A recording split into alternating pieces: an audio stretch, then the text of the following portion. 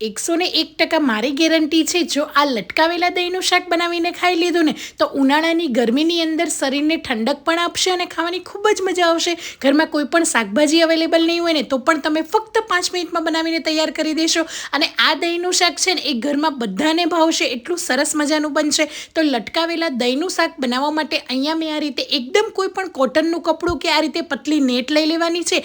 એની અંદર આપણે દહીં એડ કરવાનું છે। અહીંયા દહીં છે ને એકદમ ખાટું નથી લેવાનું। અહીંયા મેં નોર્મલ રેગ્યુલર દહીં લીધું છે, મોળું દહીં લેવાનું છે, એનાથી એકદમ ફ્લેવર ક્રીમી અને ઘટ આવશે।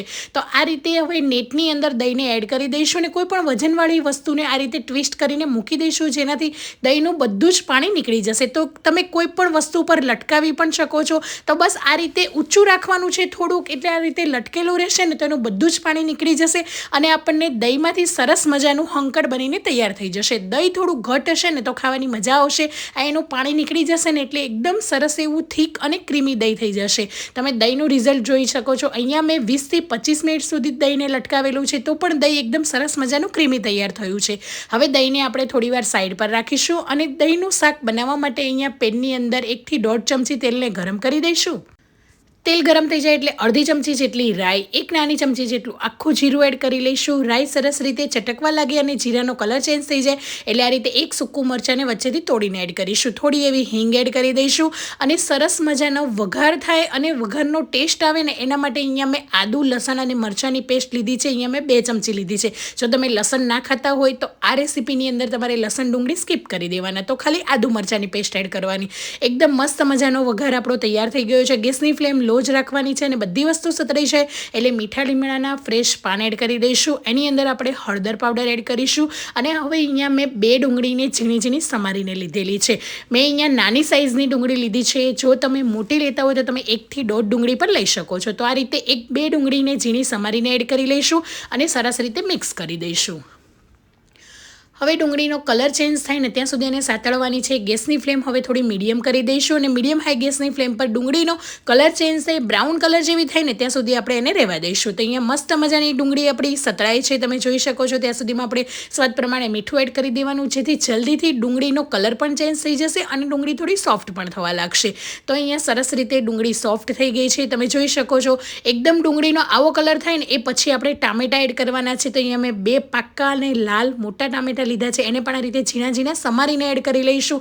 તો ટામેટા અને ડુંગળી એડ કર્યા પછી અહીંયા આપણે ધાણા જીરું પાવડર એડ કરીશું। તો 1 ચમચી ધાણા જીરું પાવડર, ઘરના રૂટીન મસાલા જ એડ કરવાના છે। આની અંદર આપણે બીજું કંઈ જ નથી એડ કરવાનું, બસ તીખાશ પ્રમાણે મરચું એડ કરી દઈશું અને બરાબર બધી વસ્તુને મિક્સ કરી લઈશું। તો ડુંગળી ટામેટા સરસ રીતે મસાલા સાથે કોટ થઈ જાય અને સારી રીતે સતળાઈ જાય, ટામેટા થોડા એવા સોફ્ટ થઈ જાય ને ત્યાં સુધી આપણે એને સાતળવાના છે। તો અહીંયા ટામેટા અને ડુંગળી એકદમ કાચી ના રહેવી જોઈએ કે એકદમ કડક પણ ના રહેવી જોઈએ, આને એકદમ સોફ્ટ કરવાની છે। તો ટામેટા અને ડુંગળી તમે જોઈ શકો છો એકદમ સરસ રીતે સતળાઈ ગયા છે, ટામેટા પણ સોફ્ટ થવા લાગ્યા છે। તો બસ આપણને આવું ટેક્સચર જોઈએ છે, એની જે ગ્રેવી છે ને આવી હોવી જોઈએ, એકદમ વધારે પડતી મેશી ના થવી જોઈએ કે એકદમ કઠણ પણ ના રહેવી જોઈએ। બસ આવી થઈ જાય ને એટલે 1 ચમચી જેટલી કસૂરી મેથી આપણે લઈ લેવાની અને કસૂરી મેથીને અહીંયા મેં મસળીને લીધેલી છે। થોડી એવી રોસ્ટ કરીને તમારે મસળી લેવાની, જેનાથી ફ્લેવર સરસ આવશે। એટલે સ્કીપ નહીં કરતા, કસૂરી મેથી જરૂરથી એડ કરજો। બસ બધી વસ્તુને મિક્સ કરી લેવાની છે। તમે જોઈ શકો છો મસ્ત મજાની મસાલા સાથેની ટામેટા ડુંગળીની પેસ્ટ તૈયાર થઈ ગઈ છે। હવે આપણે દહીં એડ કરવાનું છે, ત્યારે ગેસની ફ્લેમ આપણે બંધ કરી દઈશું અને દહીં એડ કરી લઈશું। તો આ રીતનું દહીં એડ કરવાથી તમારે દહીં ફાટશે પણ નહીં, એકદમ ક્રીમી અને મસ્ત મજાનું દહીં બનીને તૈયાર થઈ જશે। નોર્મલ રેગ્યુલર આપણે એકલું વઘારેલું દહીં તો ખાલી મસાલા એડ કરીને ખાતા હોઈએ છીએ, પણ આ રીતે તમે થોડી એવી ગ્રેવી સાથે બનાવશો ને તો દહીં તમારું મસ્ત બનશે। બસ ગેસની ફ્લેમ હવે થોડી એવી લો રાખીને 1 થી 2 સેકન્ડ જ સાતરીશું અને તરત જ ફરીથી બંધ કરી દઈશું ને ઉપરથી લીલા ધાણા એડ કરીશું। તો તમે જોઈ શકો છો લટકાવેલા દહીંનું શાક તૈયાર થઈ ગયું છે। તમે આ રેસીપીને શું નામ આપશો એ મને જરૂરથી કમેન્ટ બોક્સમાં જણાવજો। અને આ દહીંનું શાક અત્યારે ઉનાળાની ગરમીની અંદર ગરમા ગરમ ભાખરી કે ગરમા ગરમ રોટલી, પરાઠા સાથે પણ ખાવાની ખૂબ જ મજા આવશે। તો તમે પણ જરૂરથી ટ્રાય કરજો। થેન્ક યુ, મળીએ એક નવા વિડીયો સાથે।